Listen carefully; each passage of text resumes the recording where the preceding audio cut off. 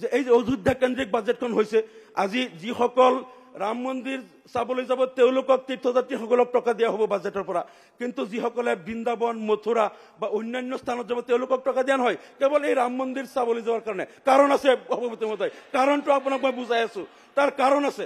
কাৰণটো হ'ল এই যে কোনোবাই কৈ থাকে যে 500 বছৰৰ ইতিহাস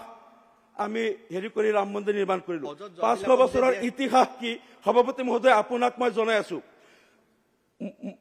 ৰামচন্দ্ৰই য'ত খেলিছিল তাত গুলেলা মন্দিৰ আছে অযোধ্যাত আপুনি চাব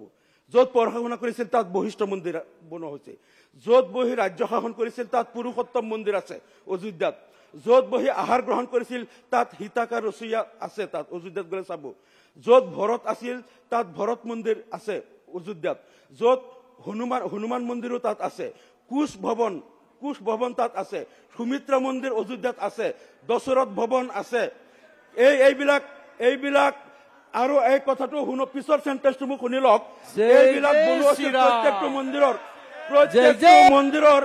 প্ৰত্যেকটো মন্দিৰৰ শুনিব খোজা নাই সভাপতি মহোদয় সাইলেন্ট হ'ব দিয়ক সাহসে ধৰক মোৰ কথাবিলাক শুনিব দিয়ক তাত এই মন্দিৰবিলাকৰ যদি ইতিহাস চাই প্ৰত্যেকটা মন্দিৰ 400 পৰা 500 বছৰ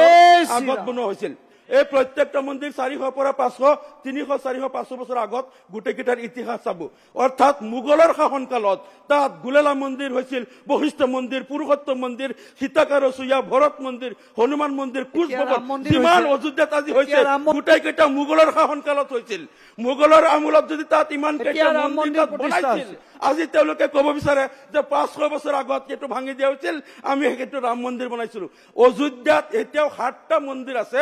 য'ত পুৰোহিতসকলে ইয়াতে ৰামৰ জন্মভূমি বুলি কয় 7টা মন্দিৰ আৰু আছে 7টা মন্দিৰে যে ৰামচন্দ্ৰৰ জন্ম ইয়াত হৈছিল আৰু এই যে ইয়াত যিকেইটা ৰামচন্দ্ৰ য'ত বহি খেলিছিল য'ত পঢ়িছিল য'ত বহি খাইছিল তাত যিবিলাক মন্দিৰ হৈছে গোটেইকেইটা মোগলৰ শাসনকালত হৈছিল ইতিহাস তাত গ'লে আপোনালোকে চাব পাৰিব মোগলৰ শাসনকালত যদি ইমানবিলাক মন্দিৰ ৰামচন্দ্ৰ স্মৃতি বিজড়িত মন্দিৰ তাত বনাইছিল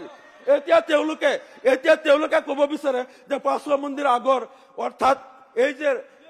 যিটো উত্তৰ প্ৰদেশৰ যিটো বাজেট ৰামময় বাজেট বনাইছে সেই অসমখনৰ আজি অন্ধ অনুকৰণ কৰি যোগী আদিত্যনাথৰ ৰামময় বাজেট ইয়াত বনোৱাৰ কাৰণে ইয়াত এটা স্পিৰিট বিত্তমন্ত্ৰী মহোদয় আমি দেখা পাইছো যাৰ কাৰণে এতিয়া কেৱল ৰাম মন্দিৰত গ'লে টকা দিব বাকী তীৰ্থ ভ্ৰমণ কৰিলে কিন্তু টকা নিদিয়ে 5,000 টকা বঢ়াই দিব বুলি কৈছে কিন্তু নহয় আৰু ৰাম বিজয় অংকীয়া নাট না কথাটো হ'ল ৰাম বিজয় অংকীয়া নাটটো বাজেটত উল্লেখ কৰিছে ৰাম বিজয় অংকীয়া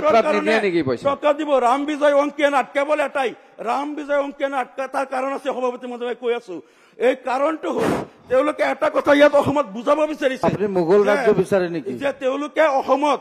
আমাৰ চৰকাৰে তেওঁলোকে ইমান দিনত কি কাম কৰিলে শিক্ষা খণ্ডত কি সংস্কাৰ কৰিলে আৰু স্কুল খণ্ডত কি সংস্কাৰ কৰিলে স্বাস্থ্য খণ্ডত কি কৰিলে সেইবিলাক একো দেখুৱাব নোৱাৰিব এতিয়া মাত্ৰ লোকসভা নিৰ্বাচনত একমাত্ৰ অযোধ্যাৰ ৰাম মন্দিৰত দেখুৱাই ভোট ল'ব বিচাৰিছে একমাত্ৰ অযোধ্যাৰ ৰাম মন্দিৰত দেখুৱাই অসমৰ পৰা ভোট সংগ্ৰহ কৰিব বিচাৰিছে সেইকাৰণে ৰামময় বাজেট একমাত্ৰ অন্ধ অনুকৰণ কৰিছে আমাৰ যোগী আদিত্যনাথৰ ৰামময় ইয়াত কৃষ্ণ বন্দনাৰ একো কথা নাই আৰু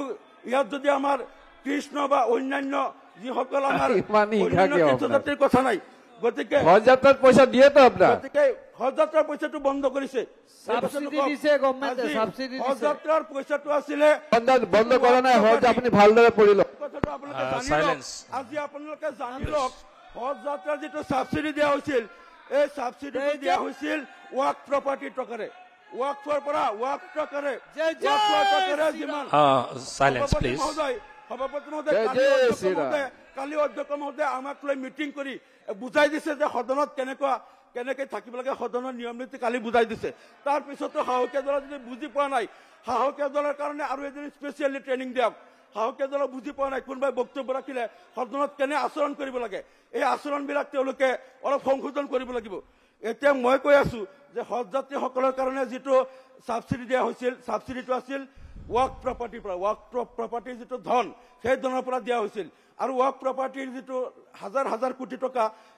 তাৰ পৰা কিন্তু সাবসিডি বন্ধ কৰি দিছে বৰ্তমান হজ যাত্ৰীক সাবসিডি দিয়া নহয় ওয়াক প্ৰপাৰ্টিৰ টকাটো এতিয়া আত্মসাৎ কৰি আছে চৰকাৰে আত্মসাৎ কৰিছে হজ যাত্ৰীৰ সাবসিডিটো বন্ধ কৰি দিছে গতিকে এতিয়া এই কথাটো আৰু এটা কথা চাওক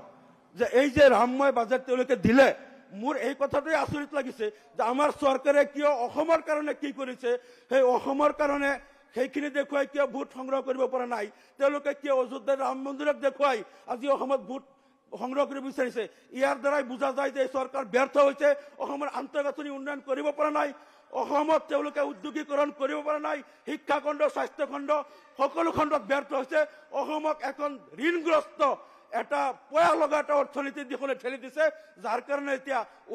অযোধ্যা কৰি তেওঁলোকে ভোট সংগ্ৰহ কৰিব বিচাৰিছে গতিকে সভাপতি মহোদয় মই আপোনাৰ জৰিয়তে আৰু দুটামান কথা মই ক'ব বিচাৰিছো MGNৰেগাৰ যিটো টকা 2021-22 খৰচ হয় আজি MGNৰেগাৰ এই চলিত বছৰত তাৰ 50% খৰচ কৰিব পৰা নাই